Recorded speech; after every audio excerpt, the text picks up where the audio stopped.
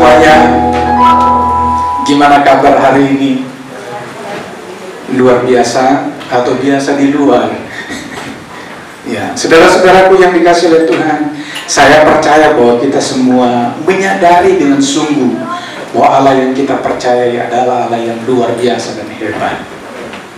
Nah, saudara-saudaraku yang dikasih oleh Tuhan, malam hari ini saya ingin berbagi dengan saudara untuk merenungkan bersama-sama satu kebenaran firman Tuhan yang awal tahun saya mencoba untuk merenungkan ini dan saya membagikan kepada keluarga besar kami yang ada di Palangkaraya dan keluarga besar kami yang ada di Pontianak.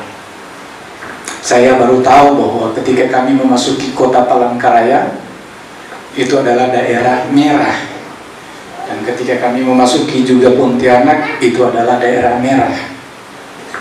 2 hari lalu saya dihubungi oleh salah satu teman yang lama nggak jumpa, hampir kurang lebih 20 tahun. Tahu-tahu dia minta pertemanan di Facebook, dan dia saat ini seorang pengacara. Dia ternyata bolak-balik ke Batam urus perkara tanah bersama dengan BP Batam. Kami bercerita lama walaupun hanya WA gitu, sampai 1:30 kami chattingan karena ya udah rindu. Tapi saya bilang kami baru pulang dari Pontianak, waktu kita baru jumpa pun di Facebook. Nah, saudaraku yang dikasih oleh Tuhan, dan hari ini saudara, saya dikagetkan dengan satu berita juga, dengan sama-sama saya hamba Tuhan di Pontianak. Ya, innalillahi rajiun. Jadi dia dipanggil Tuhan. 2 hari lalu kami masih chattingan di Facebook, saudara. Gitu. 2 hari lalu saya melihat dia foto ganteng sekali dengan jas, selamat hari Minggu. Saya tidak tahu apakah itu adalah terakhir dia chatting. Saya juga nggak ada perasaan seperti itu.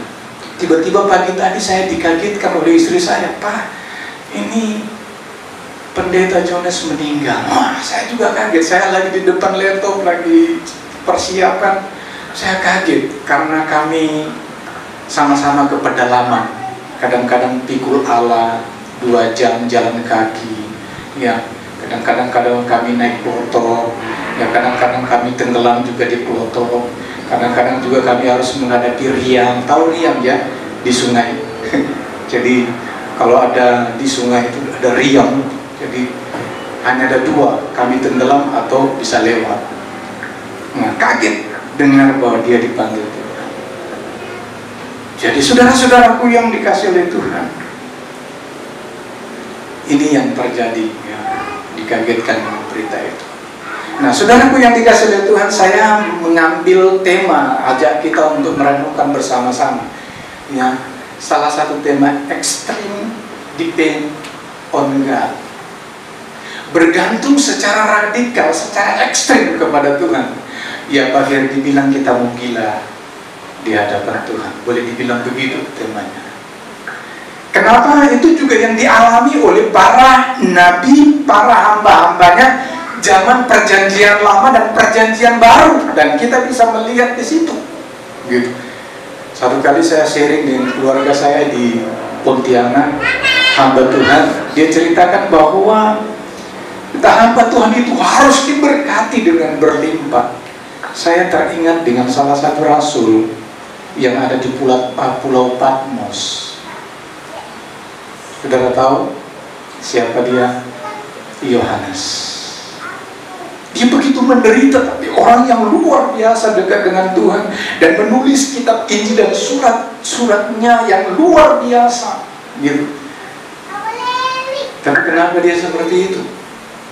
Jadi kita diberkati bukan, kita percaya dengan sungguh-sungguh kepada Tuhan, ukurannya bukan di situ.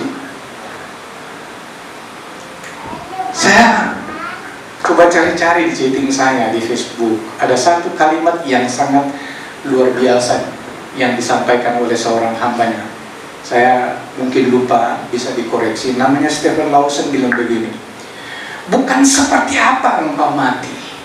Apakah engkau meninggal karena corona? Apakah engkau meninggal karena..." Itu bukan satu ketakutan yang luar biasa dalam hidupmu. Ada seorang juga hamba Tuhan bilang begini, kejadian yang menakutkan di dalam dunia ini bukan karena peperangan, bukan karena bom atom, tapi di mana engkau berada ketika engkau dipanggil oleh Tuhan. Dan itu yang paling penting, ini yang menjadi salah satu ketakutan yang terbesar yang harus disadari oleh setiap orang. Setiap kita yang ada di tempat ini, meninggalnya itu semuanya caranya berbeda. Kita masih ingat bagaimana JT 182, kami juga terhempas dengan ketakutan karena ketika kami dari Pontianak terbang, pas hujan lagi. Istri saya sudah pegang kursi, gimana ini? Si anak saya, si Gibi, tenang-tenang aja dia lihat pemandangan, udah berdoa, Tuhan. Soalnya saya juga dari Pontianak mau ke Medan, itu pernah terjadi seperti itu. Jadi waktu naik, pesawatnya jatuh begini, saya cuma bilang, Tuhan, ingatlah akan aku. Jadi seperti itu saudara cuacanya. Nah, salah satu masalah yang terjadi di JT 182 itu adalah karena di Jakarta itu pada waktu terbang JT 182 itu menurut analisa adalah karena ada awan cumulonimbus. Jadi itu awan yang paling berbahaya. Nah, saudara-saudaraku yang dikasihi oleh Tuhan, saya mau mengajak kita untuk melihat sedikit. Saya ingin menjelaskan tentang sedikit ya tema utama daripada Gereja Bethel Indonesia, ya, The Year of Integrity. Jadi tahun ini adalah tahun integritas. Kita mau membangun, dan ayat firman Tuhan itu ada di dalam kitab Mazmur, ya, Mazmur 41 ayat 13 sampai dengan 14. Tetapi engkau, ya, menopang aku karena ketulusanku. Engkau membuat aku, ya, tetap di hadapanmu untuk selama-lamanya. Terpujilah Allah Israel. Nanti minggu depan kita copot ini ya, supaya tidak terganggu. Saya pun dari sini nggak bisa baca. Nah, dari selama-lamanya sampai selama-lamanya, orang Israel itu pasti sambut amin. Itu orang Israel begitu kalau baca kitab. Jadi nabi atau imam membacanya, maka jemaat itu menyampaikan begitu panjang aminnya. Amin. Gitu. Ada kata amin di situ. Amin itu menyetujui, pikiran kita itu menyetujui apa yang dikatakan di dalam Alkitab. Bukan Alkitab menyetujui apa yang ada dalam pikiran kita, bukan itu. Makanya seperti itu. Oke. Apa yang saudara alami tahun 2020? Itu adalah pelajaran yang sangat berharga, yang membuat kita mau ada satu pertanyaan berikut untuk memasuki tahun 2021. Apa komitmen saudara ketika saudara memasuki tahun 2021? Setiap kita akan merenungkan jam 12 teng, baru kemudian apa? Mendengar petas-petasan ya? Enggak, tapi jam 12 teng saudara benar duduk di hadapan Tuhan, merendahkan diri. Tuhan, bisa lewat tahun 2020. Kira-kira komitmen apa yang saya mau buat di tahun 2021? Saya percaya setiap tahun kita punya komitmen yang baru bersama dengan Tuhan. Tapi saya mau mengajak kita bahwa tiap-tiap hari buatlah komitmen dengan Tuhan. Saya mau seperti ini Tuhan, kuatkan saya, teguhkan saya, tolong saya Tuhan.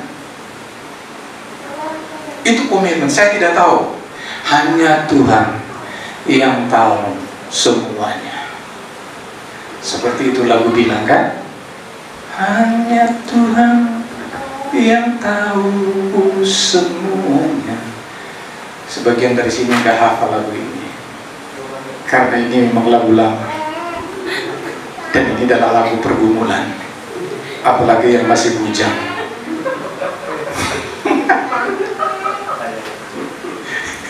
Aja tahu sedikit karena saya melewatinya. gitu, karena 7 tahun pacaran akhirnya harus berpisah.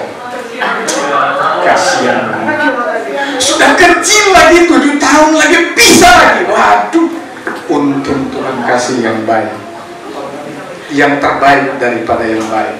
Haleluya. Sambil langsung kesaksian ya di situ. Nah, itu apa komitmen kita. Baru kemudian pertanyaan selanjutnya, apa harapan kita di tahun 2021 ini? Semua kita punya harapan.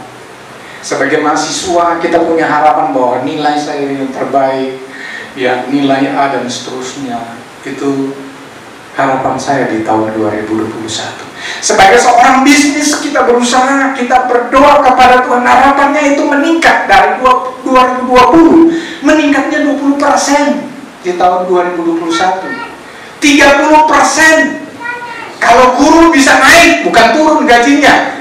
Ya, akhir-akhirnya diturunin sekarang. Tapi kita berharap bahwa tahun ini ada harapan yang baru yang Tuhan siapkan buat kita. Kita ingat ayat ini, semua kita hafal kan, tak berkesudahan.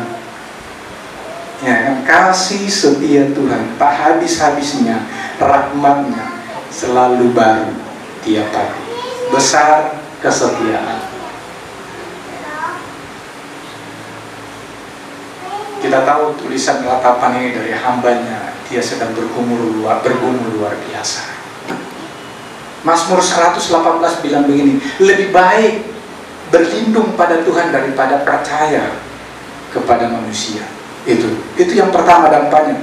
Baru kemudian yang kedua, ya, ada kekuatan dari Tuhan. Ayatnya saudara bisa lihat di sana.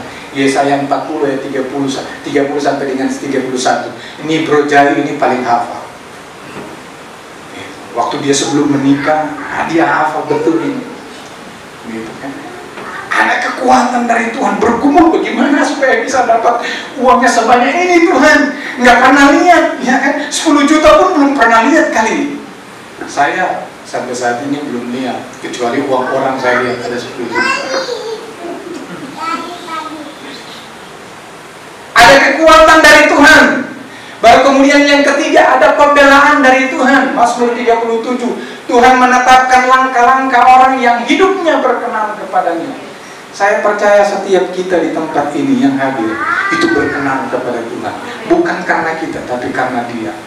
Saya ingin membagikan itu semua di slide berikutnya. Ada berkat Tuhan, Yeremia 17 ayat 7-8 dampaknya, ya sesuai dengan Mazmur itu.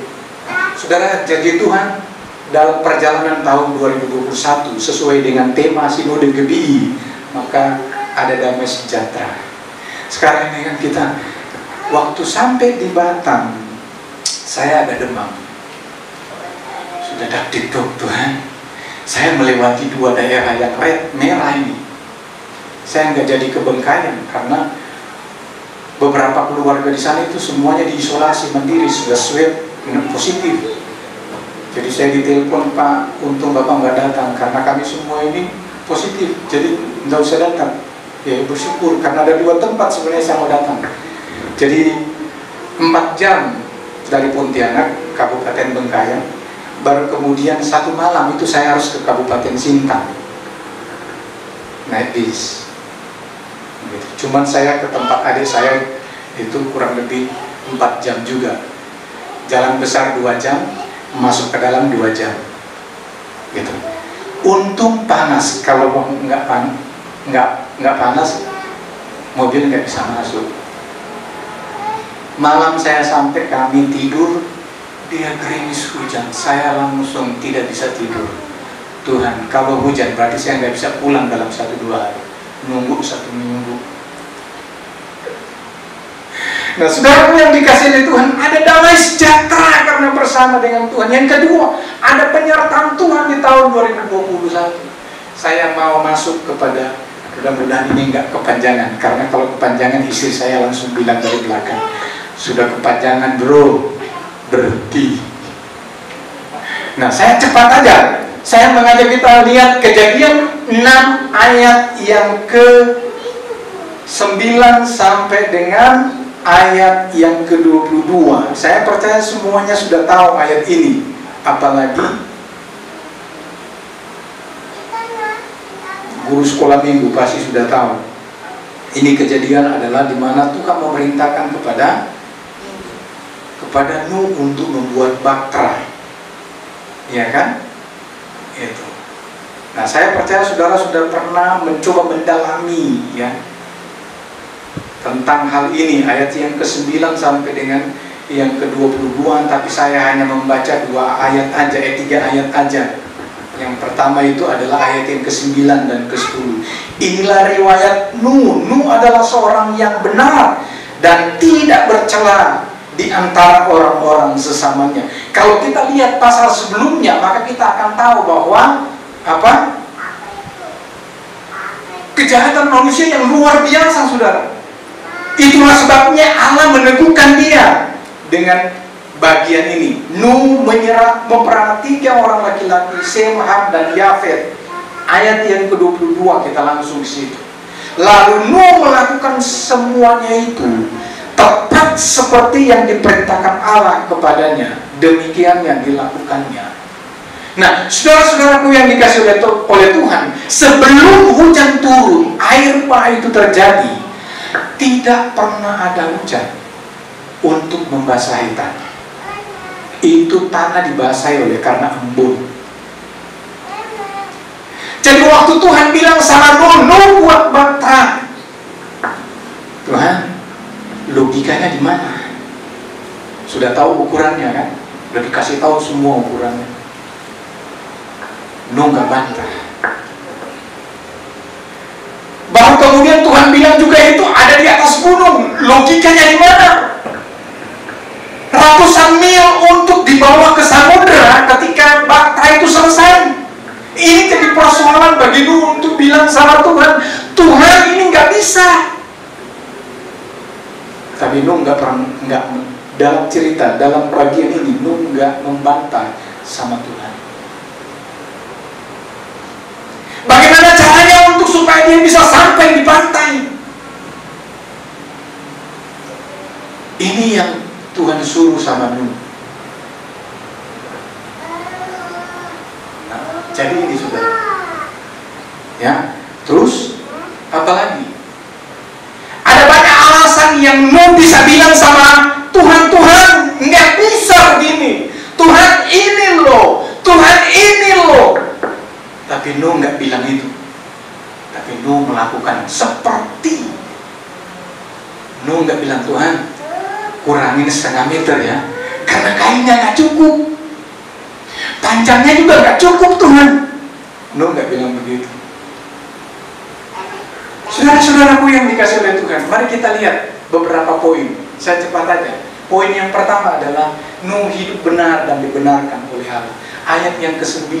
Saudaraku yang dikasih oleh Tuhan, di dalam Alkitab, doktrin tentang pembenaran itu adalah bagian yang sangat penting, yang tidak bisa dihilangkan dan dipisahkan, dan tidak bisa diabaikan. Itu adalah doktrin yang sangat penting. Itulah sebabnya Galatia, Paulus menjelaskan panjang lebar tentang pembenaran di dalam kitab Galati. Saudara-saudaraku yang dikasih oleh Tuhan, mempelajari kitab perjanjian baru, maka penjelasannya itu ada dalam perjanjian lama. Itulah kitab satu kesatuan yang tidak bisa dipisahkan. Nah, dalam bahasa Ibrani dan Yunani itu memiliki kata akar yang sama, yaitu righteousness dan justification atau pembenaran. Saudara-saudaraku yang dikasih oleh Tuhan, kita lihat lagi, itu diterjemahkan kata stedek, artinya dijadikan benar. Nah, di dalam Alkitab dijelaskan bahwa tidak ada satupun manusia itu benar di hadapan Tuhan. Baru kemudian apa? Yang juga berarti dinyatakan benar atau justification atau pembenaran. Kejadian 5 ayat yang ke-6 itu bagaimana Abraham dibenarkan karena iman. Dan itu Galatia menjelaskan tentang hal itu. Nah, ada beberapa makna yang bisa kita lihat di sini. Yang pertama, bahwa pembenaran adalah Allah menyatakan kita sebagai orang benar berdasarkan penebusan, oleh karena kematian Yesus di atas kayu salib. Jadi saya dan saudara yang percaya dengan iman kepada Tuhan, itu telah dibenarkan oleh Tuhan. Maka saya dan saudara adalah orang benar. Ini yang harus diyakini betul-betul, karena fondasi inilah yang membuat kita kuat menjalani hidup ini yang penuh dengan tantangan. Kalau tidak, kita mengalami terombang-ambing dalam situasi dan kondisi saat ini, bahkan dalam pengajaran saat ini. Apalagi kalau saudara nonton Yahya Waloni itu, aduh, pusing. Apalagi kalau saudara nonton Ustadz Kainama, katanya dia belajar teologianya di dekat Israel. Tapi tafsiran kitab Yohanesnya salahnya minta ampun. Memang pintar bahasa Ibraninya, saya akui pintar bahasa Ibraninya, bahasa Yunani juga pintar. Dan dia bilang dia pendeta dan dia diutus untuk kuliah di sana. Pulang dia jadi Ustadz Kainama. Nah, itulah sebabnya kita harus betul-betul menyadari hal ini, bahwa saya dan saudara dibenarkan karena pengorbanan Yesus di atas kayu salib. Yang kedua, pembenaran adalah bahwa kita yang telah dinyatakan benar di dalam penebusan oleh karena kematian Kristus tidak lagi menjadi subjek penghukuman maut. Jadi saya berdiri teguh dan boleh bilang begini sama dia, kalau kamu menghakimi saya tidak masuk surga, tapi Yesus memberikan jaminan buat saya tidak akan dihukum di dalam penghukuman maut, neraka itu kekal. Yang ketiga, saudara, doktrin pembenaran adalah bahwa kita yang dulu pernah ditolak oleh Allah, namun sekarang diterima oleh Dia di dalam kasih dan anugerahnya. Itulah sebabnya ketika kita menyadari tentang hal ini, maka tidak ada satupun orang percaya, orang yang datang ke gereja, yang akan meninggalkan imannya. Jadi saya sedih waktu kami pulang. Saya ketawa dengan mama mertua. Waktu saya lihat dia lewat, ya kalau saudara ipar lah, menikah dengan muslim. Saya juga lihat orangnya kayak juga aneh-aneh, sementara wanitanya cantik, sama dengan istri saya. Tapi dia meninggalkan imannya. Saya lebih ganteng lagi lihatnya. Saya bilang sama istri saya lebih ganteng. Mama saya juga, mertua saya ketawa. Kenapa Lex? Dia bilang begini. Kenapa Lex? Iya Ma, ini saudara ipar. Oh, Mama langsung tahu. Iya betul, saya tahu maksudnya. Saudara-saudaraku yang dikasihi oleh Tuhan, inilah yang harus kita beritakan kepada setiap jemaat Tuhan. Ini yang harus kita beritakan kepada setiap orang, bahwa saya dan saudara dibenarkan oleh karena kita percaya kepada Kristus. Kita akan mengingat kembali bagian di mana Yesus mati di atas kayu salib. Ayat yang ke-9 tadi. Yang ketiga, ya, ini bagian yang kedua yang akan terakhir dari belakang. Ya. Hidup bergaul dengan Allah. Saudaraku yang dikasihi oleh Tuhan, kalau kita menyadari poin yang pertama, begitu agungnya Tuhan Yesus melakukan untuk kita, begitu luar biasanya Tuhan Yesus lakukan buat kita, maka kita rindu akan bergaul karib dengan Tuhan. Dan ini yang kita mau bangun di karakter tahun 2021. Mari saudara, kita tidak tahu kapan kita dipanggil. Seperti tadi, istri saya kagetin saya lagi ngetik-ngetik, pi, waduh, merinding bulu kunci. Waduh, kenapa? Kita nggak tahu. Saya tanya sama pendeta yang kami sering ke daerah, kadang-kadang 2 minggu, 1 bulan baru pulang, mengusir setan. Kadang-kadang kita lari sana, lari sini untuk mengusir setan. Baru kemudian saya tanya, sakit apa? Oh, jantung, mendadak dia meninggal. Kita mau bergaul karib dengan Tuhan di tahun 2021. Saudara, ada banyak distro, ada banyak gangguan ketika kita mau bergaul dengan Tuhan. gangguannya mensos. Nggak usah sembunyi, memang itu sudah nyata gitu.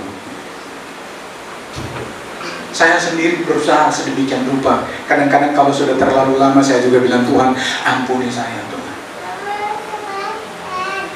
Iya, ini gangguan terbesar bagi saya. Saya nggak tahu, saudara mungkin nggak alami. Maksudnya saya alami juga saudara alami. Yang terakhir, yang keempat, melakukan seperti yang diperintahkan Tuhan. Ada banyak hal yang harus kita lakukan seperti yang Tuhan perintahkan buat kita. Apa yang harus kita lakukan? Mempersembahkan hidup ini buat Tuhan. Itu bagian yang sangat penting yang harus kita lakukan.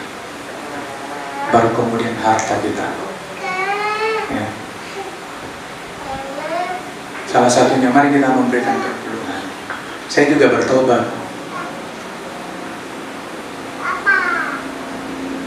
Saya gagal untuk hal itu. Saudara yang melakukan seperti yang diperintahkan Tuhan. Yang terakhir penutup, mari kita nyanyikan lagu ini.